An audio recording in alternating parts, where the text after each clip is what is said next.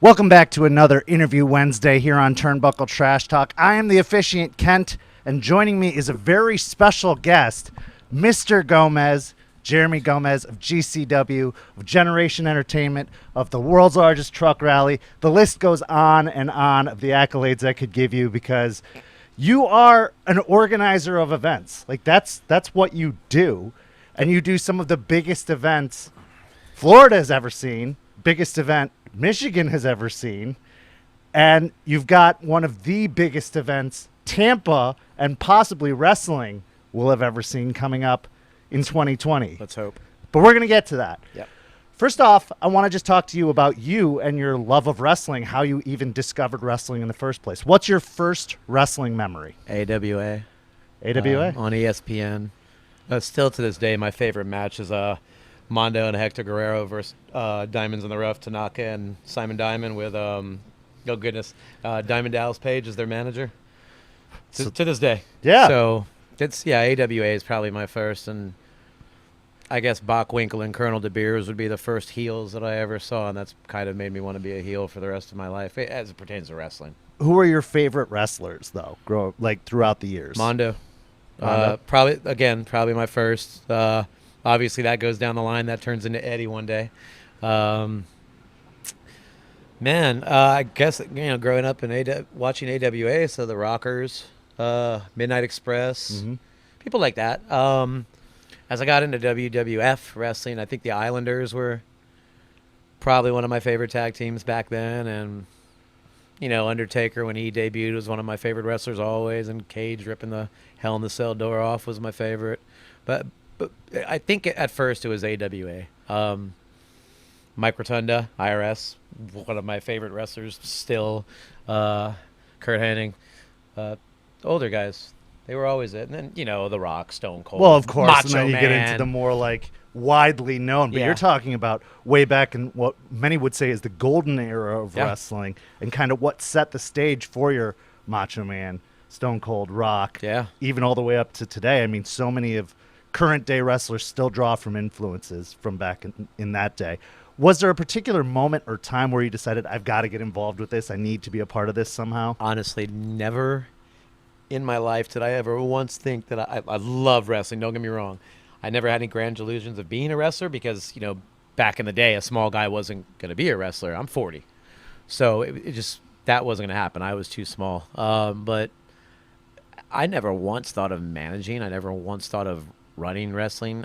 None of that. But I guess as I got into events, something to just, honestly, I didn't think about it one time until my wife was booking a fashion show.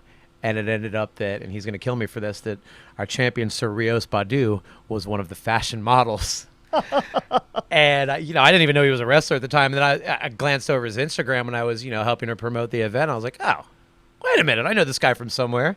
Where have I seen this dude? He already had his long hair at the time. So it took me a second. I'm like, oh, man, he was on TNA. He was a dude in the pink pants. Yeah. Yeah. So, and then I was like, well, we're doing a show. It's entertaining. These guys, it was at CanaFest. It was at my weed-themed event. Of course. So, I had the idea that, as we know, a lot of wrestlers succumb to pain pills and drugs and other things to keep them healthy. I was in a position to be able to kind of push a different thing their way. Like, there was a stuff, CBD, and there was, cannabis for places where it was legal that was helping keep these guys alive longer and healthier longer. So my idea was, okay, we're at CanaFest. Let's get the people that are sympathetic to our cause and come and do a match. And that turned into, well, let me start GCW, which at the time was GCW 420, which is going to be our whole agenda at the time.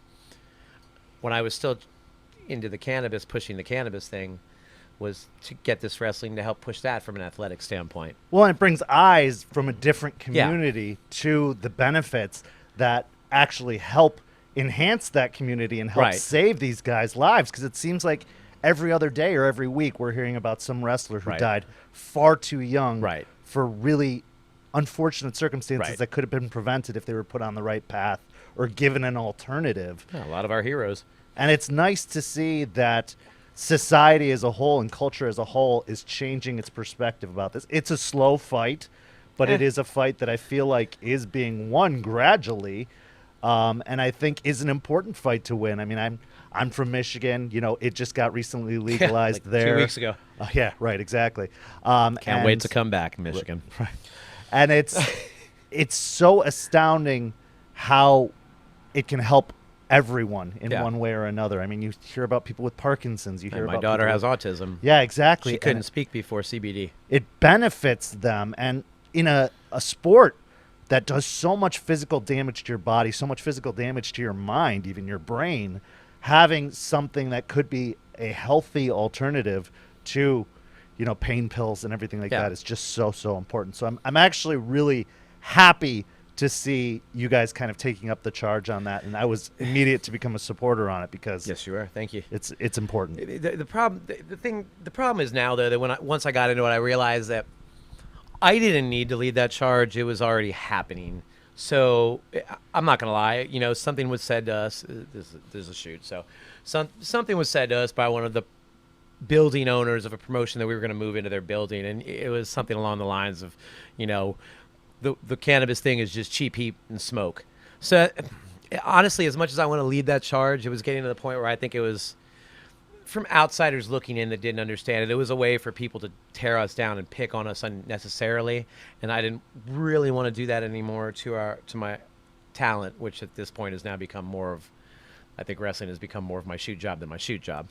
So, I mean, we still, obviously, I'm still very open to that. And I'd rather my guys do that first, you know, because I don't like drunks. I don't like people on a bunch of pills. So we try to keep that away. And right. But we have actually rebranded away from that now. So to become more, it seems to be it was causing a little bit more of a crutch to my guys, and it was helping them out. So we rebranded away from it. I'm not gonna lie. But I mean, you're still, I believe, supporters. Yeah, they still know. Yeah, I mean, people know what they're getting into when they get involved with this, and I don't think it has any kind of negative connotations from a talent perspective. Being one of the talents, I just feel like it's kind of like if you support it, great. If you don't, you can. It's not like still if be you involved. don't support it, get the hell out of right? it. Yeah, you're not going to get booked if you don't. No. But it's still not pushers. Right. Guess what? Right, exactly. Like it's not like it's being sold at the merch table. Potheads aren't ever going to be pushers, okay, man? There's less for us. You do it if you want to do it, or if you don't, you don't. Yeah, man. So you get into the event promoting business first with food trucks, food truck rallies, that kind of thing. How did that all start, and how did that end up benefiting you in getting into wrestling? Well, honestly, I started in the music business. I was a lead singer of a band, and that started getting bigger, and that's where I learned, you could be a good promoter or a shady as hell shit promoter, of which there are many of. Plenty. It got into this. Like, in the music business, I saw us doing well, and then you look around, and your friends that are in bands that are as good, if not better than you, aren't getting gigs, because they're not in there with a clique. They're not like, and so fast forward, I married my wife Candy, and we got pregnant with our first baby. I think the day that I found out it was going to be a girl, I was done with music, and it was time to do something else. So, I've been living here in Tampa, pretty much within a mile radius of where we're at right now, for 40 years. And for 40 years, the same food had been around our area, all corporate garbage that I can't stand, that just kills people, like the arches that destroy people. Anyway, So I got out of music, and I was like, what do I like doing? And that was literally the year that the big food truck boom was kicking off. I think at the time there was maybe 10 food trucks in the Tampa Bay, St. Pete, Tampa Bay, Clearwater, Brandon area. And before music, I had been a cook, like a lot of people. So we got a little loan from my dad, had a little money ourselves. We bought a food truck, and I think we ended up being the 13th food truck in Tampa. Amazingly, the first gig we did, the Tampa Bay Tribune, which was still a thing back there, Tampa Tribune, their head food writer, Jeff Hoke, came out to the event, did a front page story about us, because he loved our food, which is, thank you, Jeff. So it was like we hit the ground running. Fast forward a little bit longer, it was pretty much the same thing in the food truck business as it was in the music industry. There was one or two promoters, all ego, only gave a damn about the bottom line. They kept using the same trucks for every event that they ever did. And I'm not going to lie, I was one of those trucks that was benefiting from it. But then you look around at all your friends that aren't getting into the event or scraping by. Trucks are closing, losing all their money, their family's money. you know. And I pretty much said enough of that. You know, I told my wife Candy, I was like, look, we're gonna start doing our own thing, and of course, as supportive as she is of everything we do. By the way, food truck was her idea. Good idea in the long run. The menu was her everything. Our whole life has been her idea, I think, and it's thank God for it. She's got a lot more level-headed than I am. I'm more gung-ho. So I broke off and we opened Generation Food Truck, which is a play on words of Generation X. Nobody got. I get it now. Yeah, right. Now I that was I actually going to explained- ask where the name came from, but that works. Generation X, Generation Food Truck. And anyway, I think at the time, Generation Me was a tag team. Yep, there you go. On TNA. So that point in time, people got it. Hey, so we branched off and started doing that, and, you know, one thing led to another, and the big events came when I had done a country concert in my food truck at the Florida State Fairgrounds, and afterwards I just happened to be hanging out with the fairgrounds lawyer, Jennifer. I won't say her last name, but we were walking around the fairgrounds, which was like 375 acres, and I said, man, I wish I could do a big event here. And she's like, well, what's a big event to you? And I said, hey, they just set the world record for biggest food truck event on my birthday in Miami, and that was 65 food trucks. And she said, well, how many can you do? And as arrogant of a promoter as I am, I said, oh, 100 more. Man, I knew 40 trucks at the time. So she looks at me like with a second, okay, do it. I said, oh. Now I got to find. Okay. So luckily my friend Jeremy Adams from Prestige Food Trucks that built food trucks gave me $10,000 to bring Guinness Book in.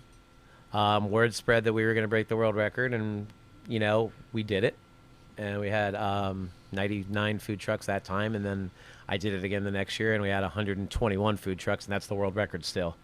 So that's where the big event started. And I guess since I set a world record, everybody just expects everything you do to be big. And it's got to be even bigger. You got to top yourself all the time. You can't just be happy with the world record. And the worst part is I'm very OCD, so if you get that idea in my head, then I'm going to do it till it kills me. You're going to find a way.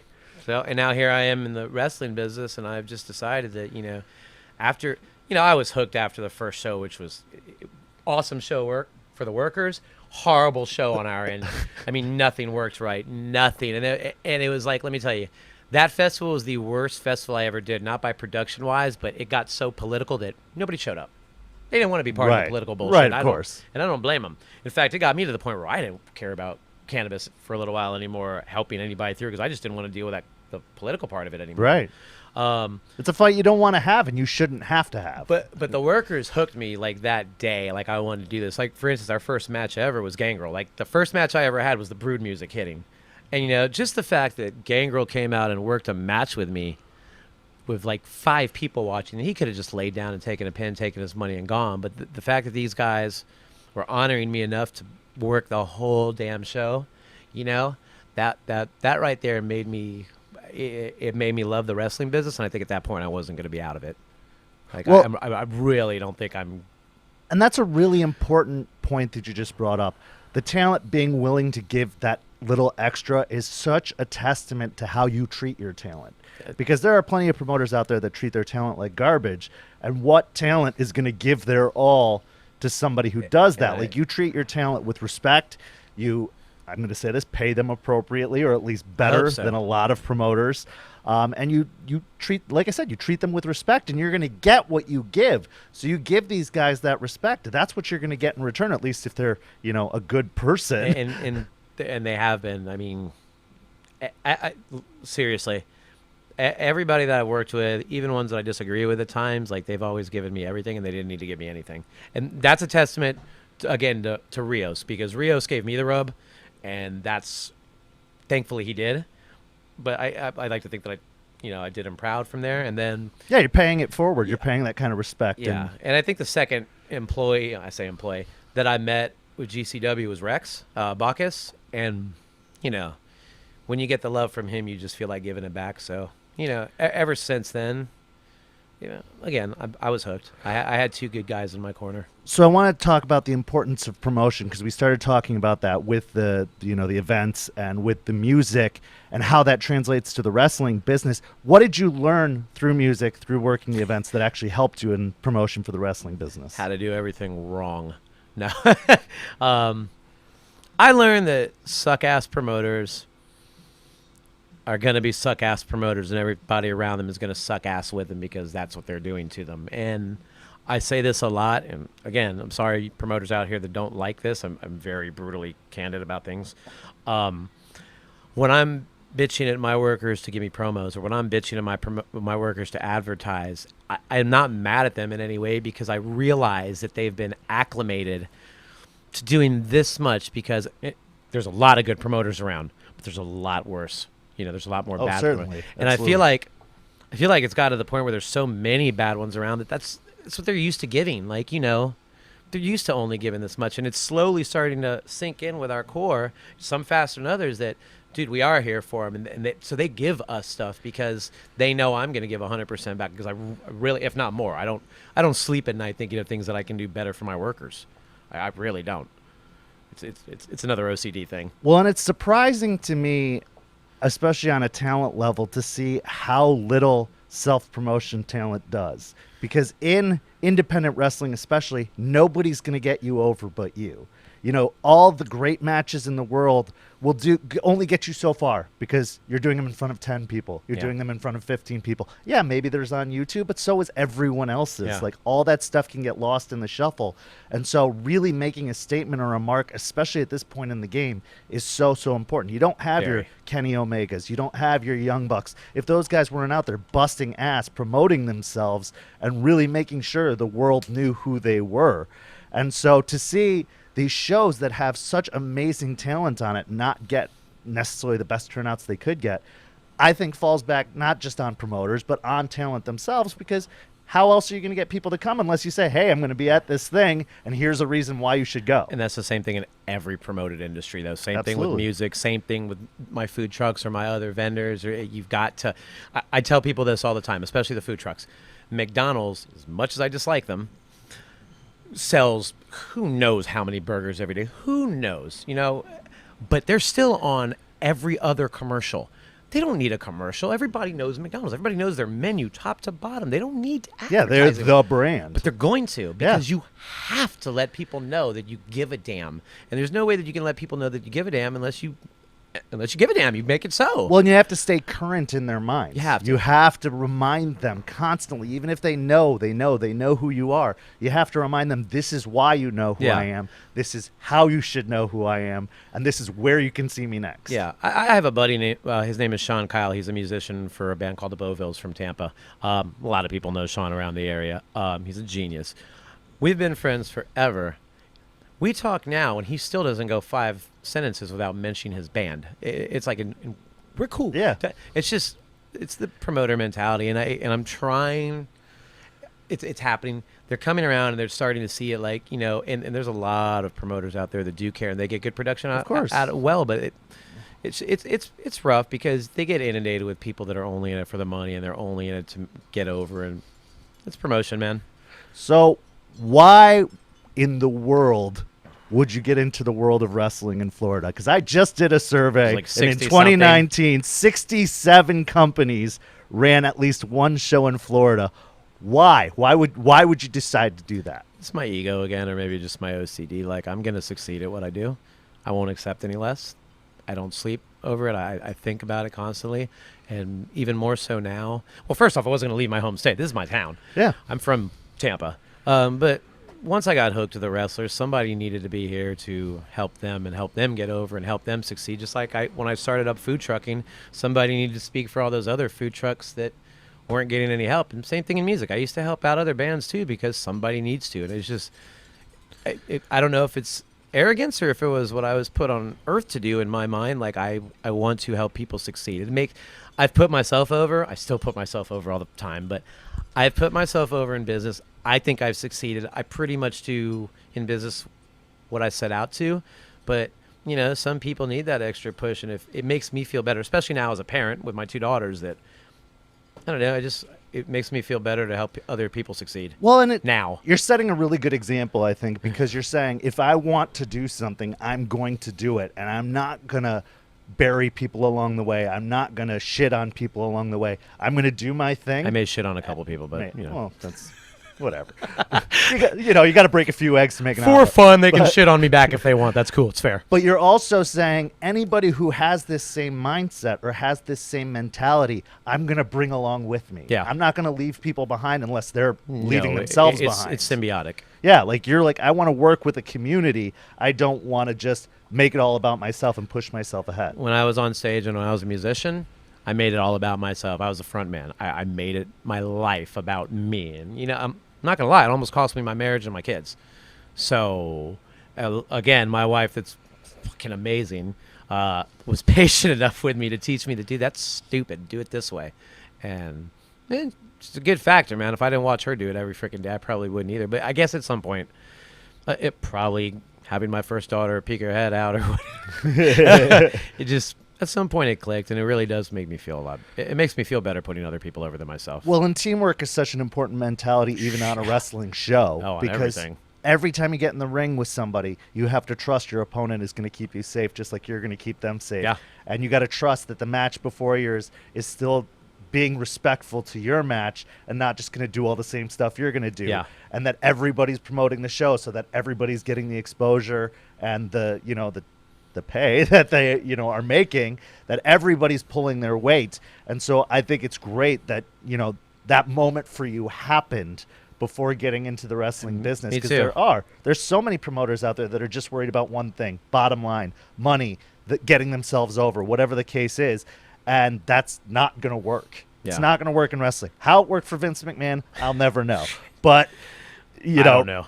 it just doesn't work. And I think we're even seeing that kind of come back to haunt him in these days, too. Yeah. Where now they're struggling. Now they're having problems. Now there isn't the same team mindset. You're hearing about people backstage being miserable. Like, you can't have that in a successful wrestling promotion. No. So what is the mission for GCW? What is kind of the goal? Where do you see this headed? Where would you like it to end up? Oh, it's going to end up that we have a TV show on a legitimate station one day, and we're as big as. I'm not going to say I'll ever be as big as WWE because, I might have had You got to start 50 or 60 years. Yeah, but I maybe. might have still had to start a little earlier. Their infrastructure is amazing, and I not to say that I don't take cues from them. Maybe I take cues of what not to do from them also, but I one day will be up there with, with Impact or maybe even AEW. I don't know if I have a billionaire backing us, but hopefully we'll have the significance one day. It's going to take a while. It's going to take a lot of hard damn work. It ain't going to be next year. But I want to be able to put my guys over. I want them to be on TV. I want them to be the superstars that they are, and I want people to notice them because, dude, my guys bust ass, drive across the country, hurt themselves, and it's all strictly for entertainment, man. They're trying to make us feel better about our lives through a little bit of distraction, and I think that's always the way wrestling has been to me, man. I can watch it, and I don't have to, I can watch it, and I can I hate to say this, I can let my brain relax. I don't have to do, That's what it is, man. It's theater. It's like American theater. Oh, it is theater. And I know? constantly make the comparisons between theater and wrestling because I have a theater background and then got into wrestling, even though I've always been a fan, because there are so many similarities between the two, Yeah. even down to promotion, even down to, cutting promos or even wrestling in the ring, the importance of character, the importance of expression, the importance of making sure the person in the back row knows exactly what's going on and what's trying to be portrayed. Exactly.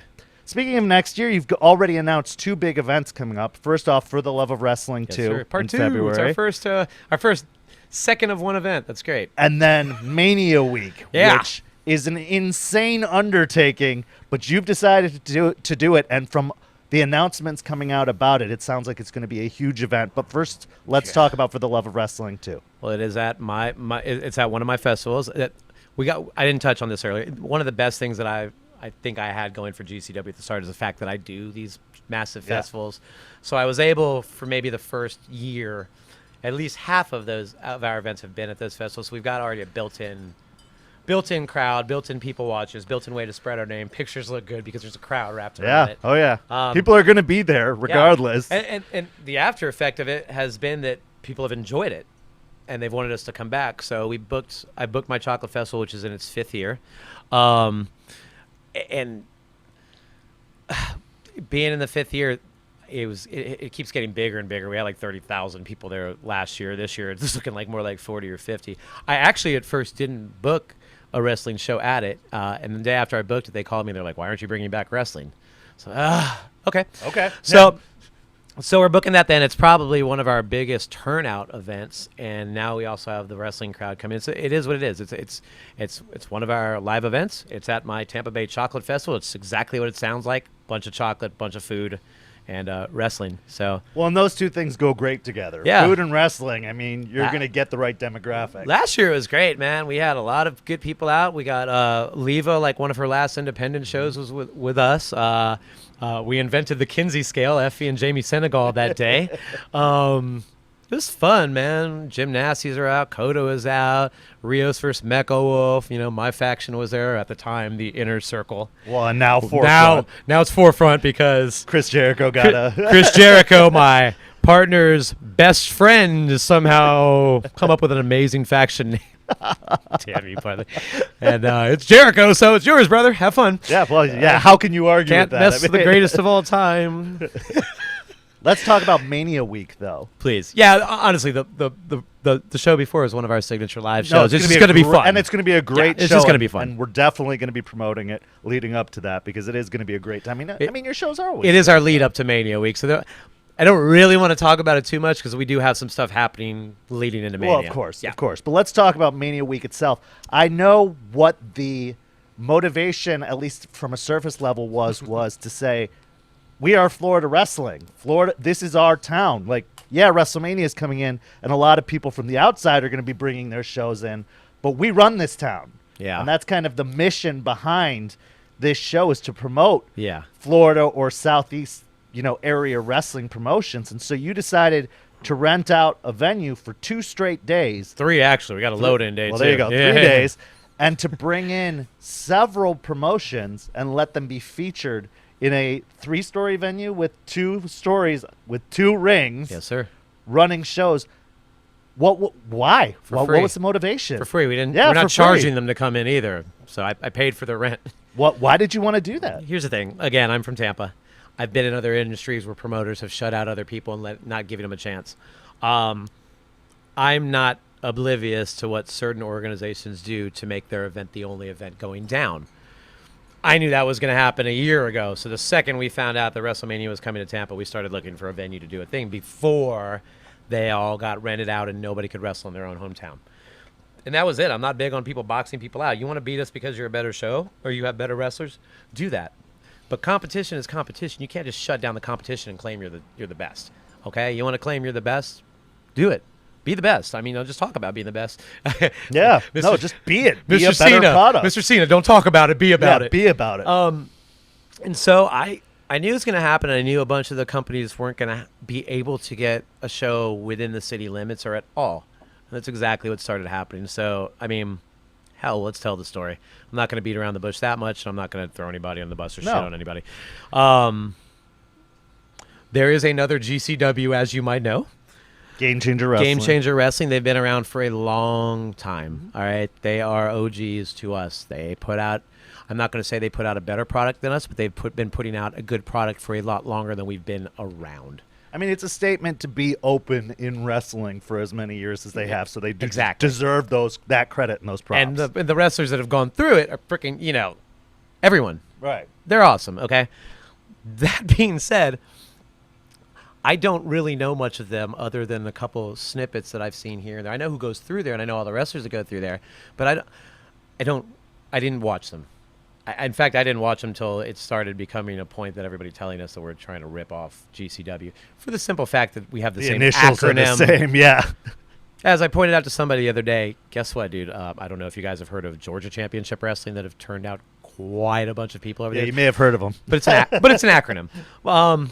So we actually had a building in Ybor, and we had it almost locked down, and me and a certain Mecha Wolf had pitched an idea to the building, and lo and behold, a couple weeks later, the other company with the same acronym as us had moved into the building and are literally doing verbatim what we pitched, all the way down to booking food trucks in the town where, I'm sorry, I'm going to say this, I'm the food truck guy. Yeah, you're the food truck king of Tampa. So, that was that in business aside, and, good for them. They had the money before me, and they did the smart business move of moving in there. And so that was another straw picked, and I was like, okay, boom, that's it. Luckily for us, Italian club heard of what the Cuban club did, because I blame the Cuban club for giving our booking Sure. away. I don't blame GCW for taking a booking. They did the smart business move. Yeah. I blame the Cuban club for being a little underhanded. Italian club heard about it, and they're like, hey, we don't really like those guys anyways. Come on this way. The clubs all in Ybor, Italian club, Cuban club, Centro Studiano, they were all architected by the same. The architect was the same for every building, so they're pretty much all the same. Floor plans the same, et cetera, et cetera. Right. So we moved into the Italian club. And luckily, again, we gave ourselves enough time to do that. So just another straw of a little company that was bigger than other companies, in my opinion, trying to take all the kudos. I wasn't happy. And so we were going to charge everybody, $2,000, $3,000, $4,000 to come in. And then again, I was just like, dude, that ain't cool, man. It's me almost doing the same thing, holding our rooms for ransom, even if it was mine to hold ransom because I paid for it. That wasn't the way to go. It wasn't right. There was still going to be too many wrestlers getting shut out. That's not my thing. So I called Eddie Torres, one of our books, and Jay Rios, my other book, and I told him, like, look, I'm gonna give out 2 hour slots for free so that everybody can go. And I'm not a saint. These other companies are coming in and they're pushing my tickets, but still pushing my tickets is a lot cheaper than we paid almost $20,000 for the building out of pocket. That's just the building. That's not the rings in the building, the electronics, all that stuff. So, well, and like you said, all these other venues had gotten rented out, so the opportunities to be featured in Tampa became slimmer and slimmer and slimmer, to the point that you might have to run in Orlando. There is none now. Like where would you run? WWE, GCW at the Cuban Club, GCW us at the Italian Club, WrestleCade at the Ritz, and Steinbrenner Field. Everything else is gone. A couple companies are running in Orlando. A couple companies are in St. Pete. Atomic's running out of Cape Coral, their hometown, which I think is a genius move. They get a lot of shit, but they do have some smart moves. So you can't get in town anymore. You really can't. So you're offering this opportunity at no upfront cost to them. No cost at all. No, They literally just had to agree to push our tickets also. And to be quite honest, pushing the tickets is still just paying for the building and getting their talent over. Yeah. Because they push tickets, the building sold out. It's not just people signing out for us because our tickets are good, the entire day. So we've got 32 hours of wrestling that week for like a $50 ticket. Yeah. So they're going to be, there's a lot to see. Yeah, man. Look, I set the table for them. I set the stage for them. Now, here you go. Here's your spot. Run with it. We're going to pack the place out. I'm going to pack the place out if it kills me. Here's your shot, man. Run with it. You're in front of a WrestleMania stage. Do what you got to do. Wrestling fans. It's just what I want to do. And the plan is to keep doing this every year going forward in whatever city Mania is at. Hopefully if we survive this one. Yeah, if this goes well. Yeah. You've got a lot of attention by the talent you're bringing in, too, because you're bringing in names like Colt Cabana, Psychosis, Tessa Blanchard, who might be the hottest thing in the world now. Has been my favorite female wrestler for a long... Since I'd seen her before the first Mae Young Classic. When I saw her at the Mae Young Classic, I fell in love with Tess. I mean, here's a lady that kicks ass. My favorite horseman's daughter, number one. Yeah. So I know she can talk. So I know she's got that behind her because Tully's teaching her. And on top of that, this girl wrestles like full speed, man, as you can tell. Because, she's hanging in there with Brian Cage. She's hanging in there with Sammy. She's full, and I love that about her. So that was one of my favorite grabs. And that's just the beginning. I mean, you've got more names still, I'm sure, in your pockets. Tajiri's coming. Tajiri. I'm going to mark out a little bit when you missed me, man. One thing I also appreciate about your promotion style is, yes, you're announcing these huge names, which are, of course, going to get attention, but you are also giving your own talent the same level of promotion, the same level of hype and acknowledgement. I mean, when you post those pictures of the talent, it's... Yes, these big names, but they're side by side with guys who may only be known on a local level. So it's really cool to me that you're saying no one's necessarily better than anyone else. Yes, maybe more people are more widely known, but we're all talent here, and we're all going to be represented on this show. Of course. Yeah, I mean, my guys are my guys still. It's cool to bring in these people, and it's cool to bring in these stars and everything, but I also I've got to push the talent that has been with me since the beginning. And a lot of our guys that are still on our roster have been with me since day one, like day one. Some of them have been with me before day one. Yeah. So, yeah, and they can all hang. some of them just haven't gotten the eyes that this guy's gotten. Yeah. You know. So it's starting to get dark, so I'm going to jump to the end here because Sure. we're going to definitely do a part 2, I'm guessing, closer to Mania week so that Sure. we can re-promote the 3, show because there's going to be so much to talk about. But I'm going to ask you the final 4 questions that I ask everyone. First off, I want to get your idea of the landscape of wrestling as a whole. I kind of ask it as like, is wrestling in a boom or a bust? Or like, where do you think it is just based off of everything that's going on? The Wednesday Night Wars, WWE, AEW, Ring of Honor kind of having their own troubles recently, Impact starting to actually regain ground. Yeah. What is kind of your idea of the landscape of wrestling? I think it's going up. I think it's on an upward turn. Definite promise. I mean, other than, I don't know what to say about Ring of Honor, man. I just think they're having a couple of management problems, and I think if they correct that, they'll be fine, because their talent's always been good. Yeah. I mean, some of the best performers ever. The first time I ever saw, Daniel Bryan was Bryan Danielson. Yep. First time I ever saw Austin Aries. These guys, I trained Ring of with Jay Honor. Lethal because I'd seen him at Ring of Honor, not necessarily because of TNA or Impact. I love Jay. But yeah, and then you've got Impact that just purchased Access, so they're They're regaining ground. I mean, they had some rough years for sure, but the fact that they're still hanging in there is a testament to the company wanting to stay alive. Man, it's been I remember watching it when I started watching it was, Kid Cash was the champ, and oh goodness, I'm sorry that I forgot his name. Works in New Japan now. Lance Archer. What was his name back then? I forget what his name was. But was it still Lance Archer? No, it was Kid Cash, and I forget what his name was, but Samoa Joe was there and AJ Styles was there, and they have survived, which is a testament to. It's been tumultuous for a little bit, but I mean, they survived the bad times. They survived They're hanging in there. The let me show you something, brother times, and it's now with AEW coming out, and it's a good time for workers, man. People are working. That's the most important thing in the world to me, and it's also a time when workers are realizing that they don't need to go to the Fed.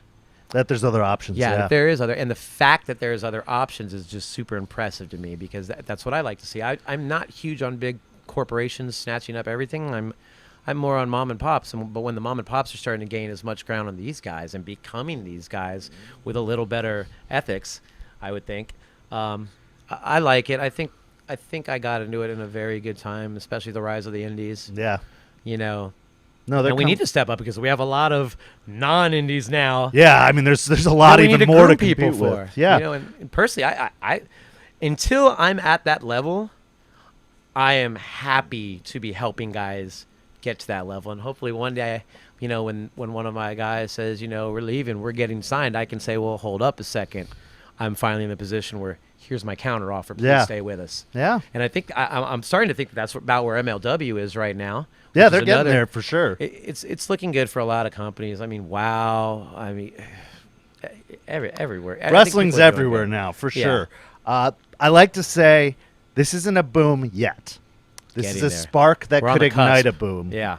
It's either going to go really well or it's going to go really poorly. I mean, we got to see some of those numbers go up. We got to see some attendances go up. We got to see some more money being made. But I think that if a good enough product is created across the board, people will renew their interest in wrestling. Yeah, I know the death of WCW killed a big portion of wrestling. And like my people tell me, stop worrying about that other company, which I mentioned briefly earlier. Yep. I think the companies need to stop worrying about the other companies and stick more to themselves. Because I think we've already seen what worried about the other company does during the Monday Night Wars, and I think the focus has shifted a little to the other guys, and but as soon as that shifts back to just us, I think we're going to see a real big boom. Definitely. Which is awesome. Question number 2. Sure. What misconceptions or illusions did you have about wrestling as a fan that were kind of dispersed or dispelled once you actually got into the business? Yeah, this is going to sound weird, but obviously there's horror stories about wrestling and how much. Brother, let me tell you, coming out of the music and the food industry, and I tell people this all the time, wrestling to me has been it's been awesome. I was scared coming in because of said horror stories, but man, workers are some of the most respectful people I've met in any industry, from top to bottom. If it's not everybody shaking everybody's hand before they leave, it's just they're the most helpful people in the world. Logistically speaking, I think wrestlers are amazing. I mean, they get themselves here and there. Like, They'll make it happen. No, I really don't have to worry about them like I worry about people in all my other industries. And if they don't make it happen, they're going to let me know.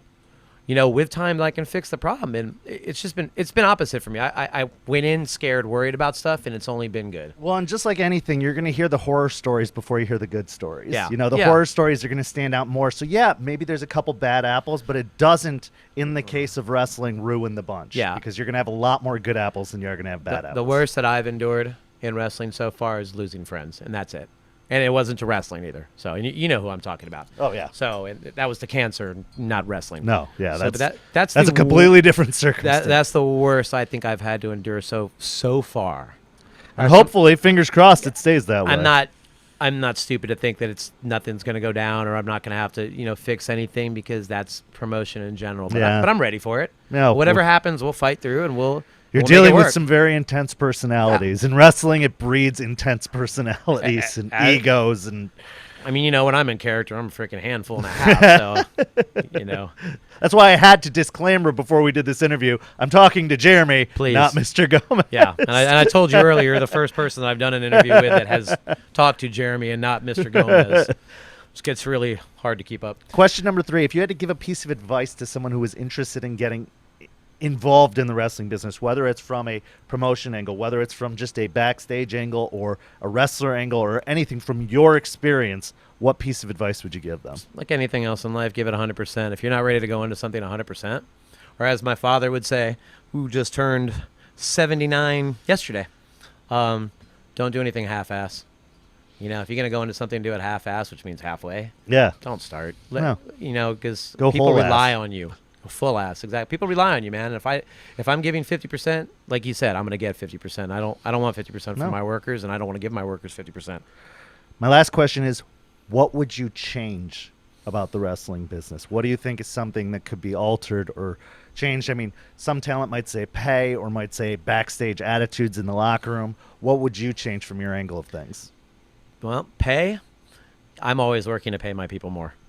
As my company, and I've told my guys, as my company makes more money, they're going to make more money. Yeah. If you're in GCW, and you know this, Yeah, I you absolutely sell know a this. sponsorship, you sell something, you get 10%. If you sell a $2,000 sponsorship, I'm giving you 10% of that. Like, I want my workers to make more. Yeah. They deserve more. At the same time, they have to also realize, I'm not rich yet. Yeah, you if I can't give give you them all everything, we'll be close tomorrow. Yeah, and exactly. It's a marathon, not a sprint.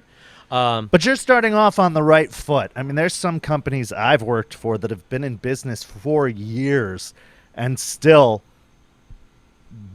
bottom, dirt, cheap, Oh, I know. shady promotion. May even know who you're talking about. Possibly. But you can't do that, man. I wouldn't expect somebody to pay me less than I'm worth. And when you pay people less than they're worth, they feel less than they're worth. So I'm not afraid to tell somebody that you're asking a little too much and work with them. But I also don't ever want people going away thinking that, dude, this guy could have given me more. And look at all the money. I don't want to be that. I don't want my people to ever think I'm getting over on them, Well, now I want to take us into a segment that Ref Tony Stabile, fellow referee bird, has named Take It Home. I want you to go ahead and promote anything you want to promote. Social media, the upcoming events again. Just give out details. You go. Okay. Our social media. Everything is at GCW Wrestling Pro. Facebook, Twitter, Instagram. Our YouTube is Generation Championship Wrestling. I think you can even, Generation Championship Wrestling. There's some other shortcuts to it, but that's quite the easiest. Our TV show is usually every Thursday night. Our director of visual, Eric from Gorilla Press, is the toughest son of a bitch I've ever met. He's battling Crohn's. God. And he's off and on in the hospital on the final stretches of maybe putting it at bay a little bit. So we've missed a couple weeks, but that's okay because his health and that dude's more important to me than Absolutely. the TV show. He's It will a be- star. Yeah. He's an absolute star. Tell me about it. So our TV show is usually on Thursday, but I'm not going to get a new director of visual because that dude's awesome, and we can bear with him because, like I said, he comes first. Other than that, our next show is February 15th, the Love of Wrestling Part 2, and after that is GCW Mania Week, which is so far us. Tampa Bay Pro, Elevate Pro, Platinum Pro, Wolf's Night Out. Wolf's Night Out, which is Mecha Wolf's gimmick / battle / Viking War / music. We got a burlesque show going on somewhere in there. I guess all the companies have a burlesque show this year. It's the thing now, apparently. Yeah. Other than that, check our guys out. check out GCW and all the workers, because our workers are special, man, and they deserve the utmost respect for what they do, and they're really good people, or else honestly they wouldn't be with us. And follow them, like their pages, man, share their stuff, because they really depend on you guys, and they put a lot of love and faith, and that's why they put their bodies on the line all the time. Anything else I can think of? Alex Ocean, I want to tell you a special thank you, because you hurt yourself semi-badly the other day. You would say it's nothing, but you did that entertaining the fans, and that's the utmost respect I could possibly give, man. Is that, like, dude, somebody that's willing to put their body on the line, like I've said, just to entertain people, man, we love you for it. And if there's anything you need, just contact us. Other than that, man, check out our refs too, man.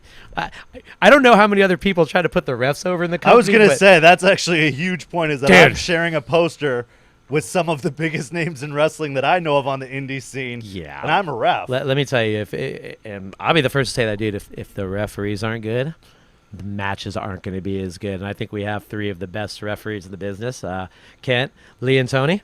The referee birds. I call them ref birds every time, because, let's shorten things. It's 2019. Why not? Thank you to my guys, especially for putting up with my BS. Jesse Cage, my partner going forward of GCW, thank you. You've known me longer than anybody, and the fact that you care about me and can put up with me enough to join in this crazy world with us, thank you. Jay Rios for putting up with my ass. Eddie Torres, the most grizzled, younger than me veteran in the business. The Metro Brothers, that's my guys. Yeah. And I always like to give a shout out to Serpentico, because every time I do something wrong, Serpentico will yell at me and make me do the right thing. He'll make sure you know about it. Which is awesome, and I've told him this. Thank you for giving a damn about me in the business enough to tell me when I'm doing something wrong, and in not a dick fashion, so that I actually listen, because I don't always listen to people. I'm very strong-headed. But that's it, man. Come to our shows, watch Generation Championship Wrestling, GCW. Also watch those other guys too, because they are awesome. Hey, wrestling as a whole. If you want to find something to watch, you can find something. There's too much out there now to not find something to love. It's symbiotic, man. Help these guys work. Help these TV shows succeed, man, because it is an American art form and not just American, all over the world, but like these guys bust their ass all the time for us, and we should respect that. You don't have to necessarily like wrestling to respect what they do and why they do it, and it's a lot. It's a lot. Yeah. That's it. I could keep talking Thank forever. you, Jeremy, for so much for joining me today. You're and welcome. Thank you guys for watching another Interview Wednesday here on Turnbuckle Trash Talk.